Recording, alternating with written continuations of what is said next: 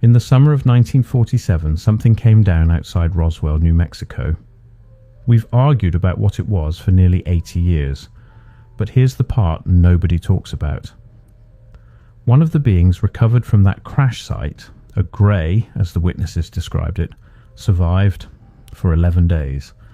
And on the night before it died, according to a man named Sergeant Harold Creech, it said something. Not to a scientist, not to a general, to him, a guard. Standing alone in a corridor at 2 a.m. in a facility whose name has never appeared on a single declassified document. What did it say? I want to start exactly where Harold Creech starts every time he tells this story. Not with Roswell itself, not with the crash or the debris field or the press release that was issued, and then almost immediately retracted. He starts with a door, a steel door, painted grey. No number, no placard, no designation of any kind. Located, according to his account, at the end of a corridor in what he described as a supplementary medical annex somewhere within or adjacent to Walker Air Force Base. He says he was assigned to stand outside that door every night for 7 nights before anything happened. 7 nights of nothing. And then, on the 8th night, something changed. The sound changed, he told researcher Diane Fortescue in an interview recorded in Albuquerque in 2009. I don't mean a loud sound, I mean the absence of a sound I'd gotten used to. The hum, some kind of equipment behind that door. It stopped, and in the silence that followed I heard something I cannot explain. Not a voice. Not exactly. He described it as a pressure behind his eyes, a sensation not unlike the moment before you sneeze, except it didn't pass. It built. And then, according to Creech, it organized itself into something coherent. Something that felt, as he put it, like receiving a telegram from inside your own skull. I've spent considerable time with this description. I've read it, reread it, cross-referenced it against 7 other first-hand accounts from individuals who claim contact with non-human beings across 3 separate decades. And here's what I keep returning to. They all use variations of that same phrase. Not the words, the mechanism. The sense of an external intelligence using the interior architecture of your own mind as a relay station. That pattern repeats with an unsettling consistency. Harold Creech was not a man given to fantasy. I want to be careful here because the temptation in these cases is to immediately establish the witness's credibility as though we're in a courtroom. But credibility isn't the point. The point is specificity.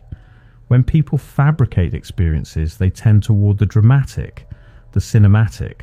They tell you about bright lights and overwhelming sensations and feelings of profound cosmic significance. Creech told Fortescue about the smell of industrial solvent, about a water stain shaped like the state of Florida on the ceiling above him, about the fact that his left boot had been rubbing a blister on his heel for 2 days, and he was thinking about that, about the blister, when the contact began. He was thinking about a blister on his heel. That's the detail that first made me lean forward, because fabricators smooth things out. They don't include the blister. They don't include the water stain. They don't include the fact that the first thing he felt, before coherence, before message, before any of what came next, was a wave of nausea so severe he pressed his shoulder against the grey painted door to keep from going down. He pressed his shoulder against the door, which means something on the other side was, in some sense, already reaching out. Now here's where the official account, such as it is, begins to fracture.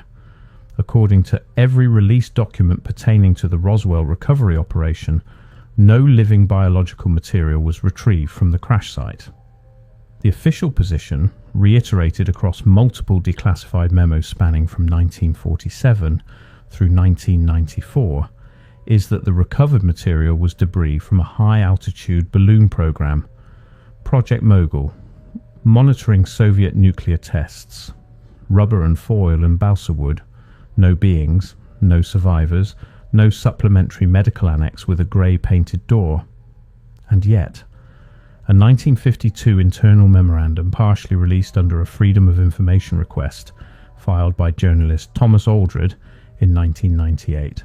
A document that was itself almost immediately reclassified and has never been officially restored to the public record, contains a single curious phrase buried in its third paragraph.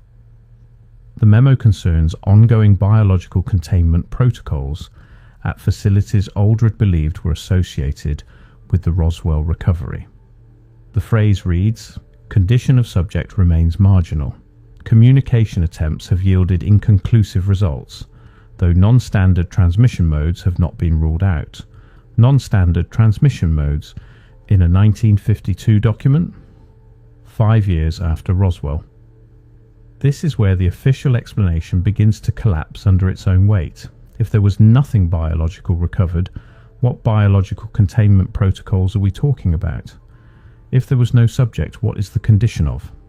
And if nothing was communicating, why is anyone writing memos about the inconclusiveness of communication attempts? The document may be ambiguous, the language may be deliberately obscuring, but it exists, it was filed, and someone thought it was important enough to reclassify in 1998. Let's go back to the corridor. Creech says the contact lasted approximately 4 minutes. He knows this because he checked his watch immediately after a reflex, he said, something to anchor him to the ordinary world, and then checked it again when the night supervisor came by on rounds. 4 minutes of elapsed time. 4 minutes that he described as feeling simultaneously like seconds and like the better part of a lifetime. The content of the communication, and I use that word carefully because Creech himself was uncertain whether communication was the right framing, resolved into what he called 3 impressions. Not words, not sentences. Impressions. Like the memory of a dream that hasn't faded yet.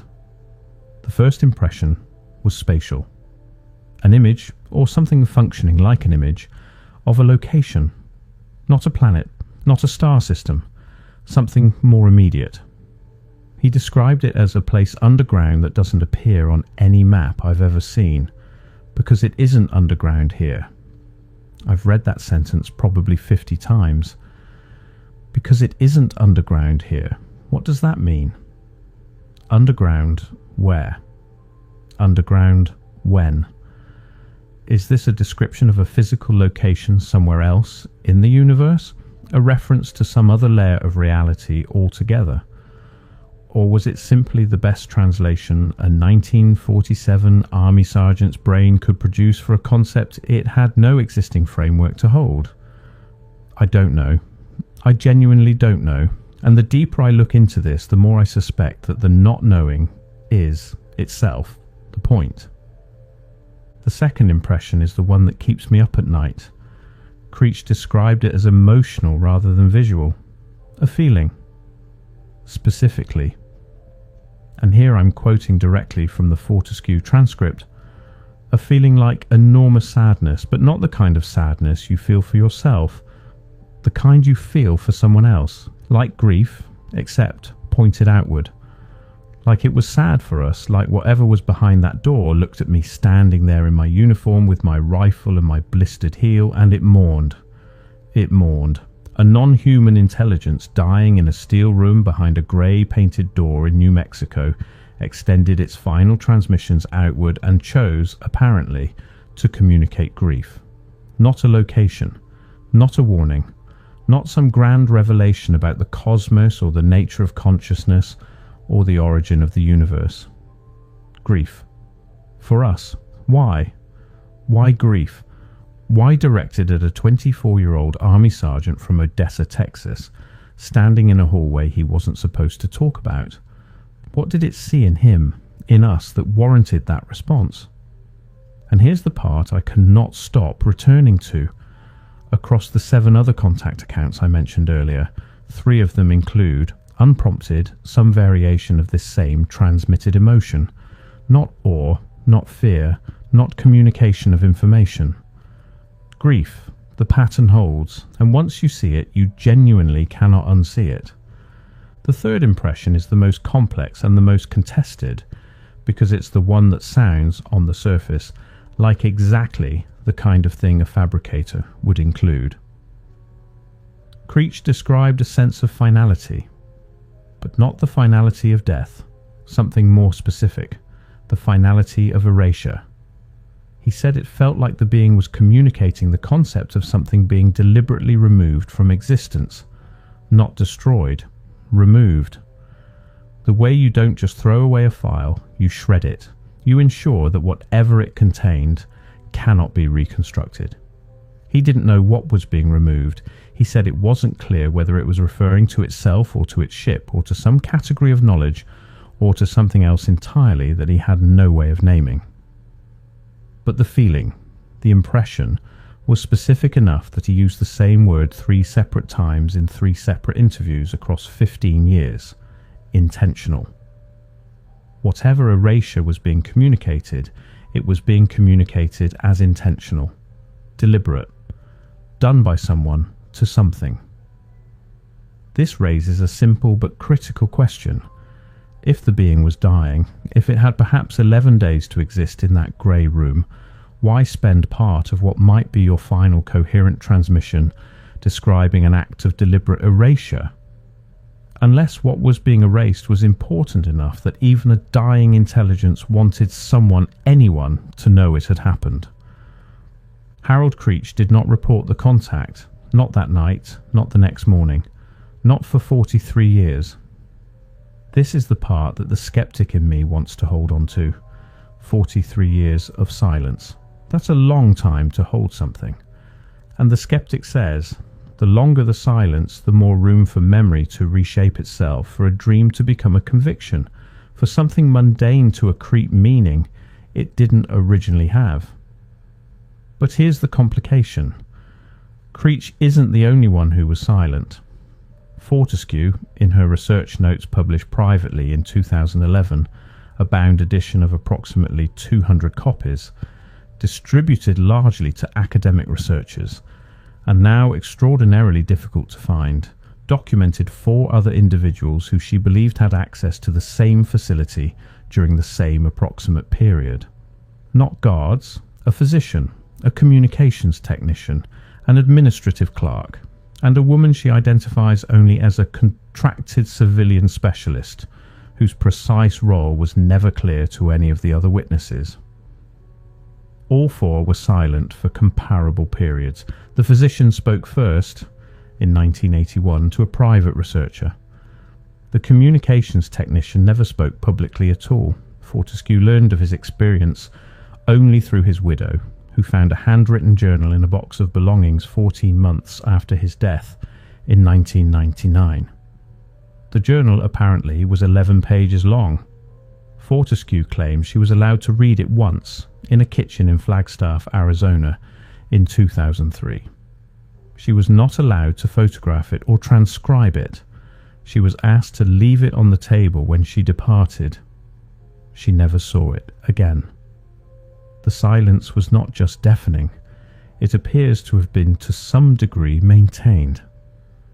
I want to talk about what the communications technician wrote in those 11 pages, as Fortescue remembered it, because this is where the convergence becomes impossible to dismiss. He described, apparently, a sensation during his time at the facility that he'd never been able to fully articulate.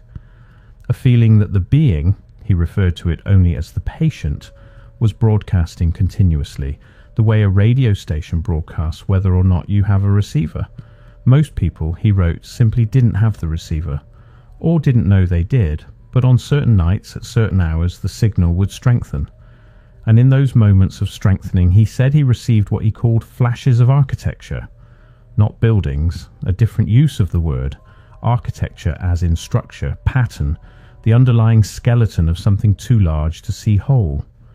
He couldn't say what the architecture belonged to, but he wrote, and Fortescue remembered this sentence specifically because it stayed with her. He wrote, "It isn't that they know something we don't, it's that they remember something we've been made to forget. Something we've been made to forget.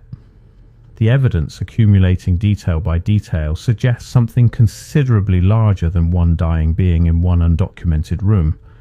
It suggests the possibility, I'm saying possibility, not conclusion, that the contact wasn't accidental, that the choice of a 24-year-old sergeant, a communications technician, a physician, a civilian specialist wasn't random, that the being or beings or whatever intelligence was operating in that facility in those 11 days was selecting, was choosing who to reach and what to transmit. And if that's true, if that's even partially true, then what were they selecting for?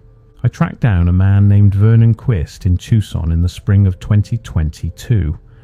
Quist is now 84 years old, and he spent 31 years working in what he describes as records management for a series of defense contractors whose names he declines to provide.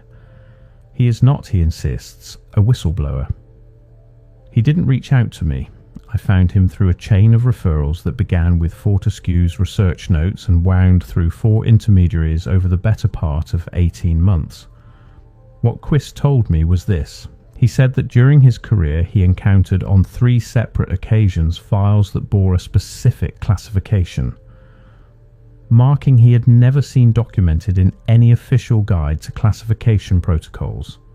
Not top secret, not special compartmentalized information, something he described as a typographical sequence that he drew for me on a napkin, a sequence I will not reproduce here, not because I was asked not to, but because I'm not certain it would be safe to.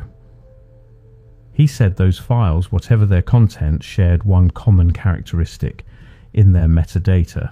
They all had origination dates between July and October of 1947, all of them. Different facilities, different departments, different contractors, different decades of filing, but the same origination window, the same 11-week span that includes the Roswell incident. And here's the strangest part. None of those files, according to Quist, had any content description in their index entries.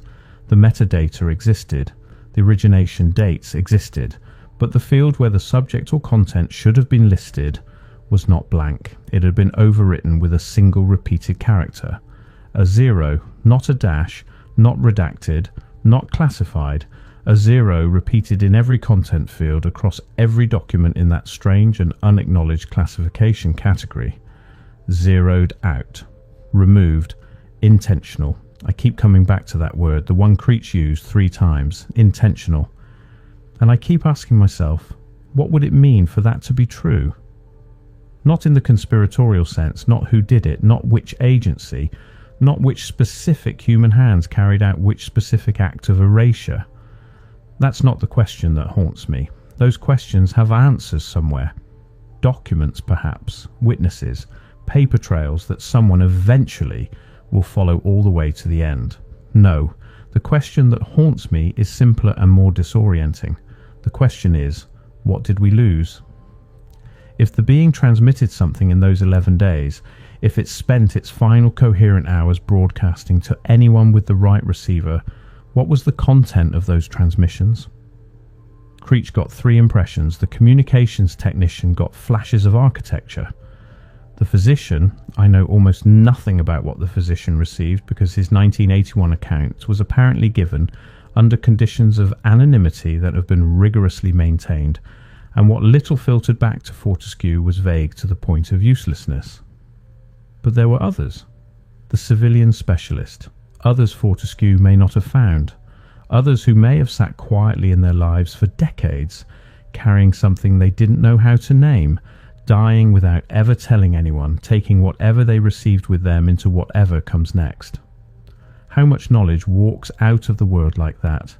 How much has already gone? On the morning of July 18th, 1947, the date Creech believed, based on the timing of events he'd observed around the facility, was the day the being died. He reported to his shift to find that the grey door had been removed, not opened. Removed, the hinges ground off, the frame bare, the room beyond empty. Cleaned, freshly painted, lit by a single overhead lamp. Empty in the way that a space is empty when emptiness has been deliberately installed in it. There was nothing to indicate that the room had ever contained anything. No equipment, no residue, no smell, nothing. He stood in the doorway for a moment. He says the pressure behind his eyes was still faintly present, An echo of it, a resonance, the way a ringing phone still seems to vibrate the air even after you've picked it up.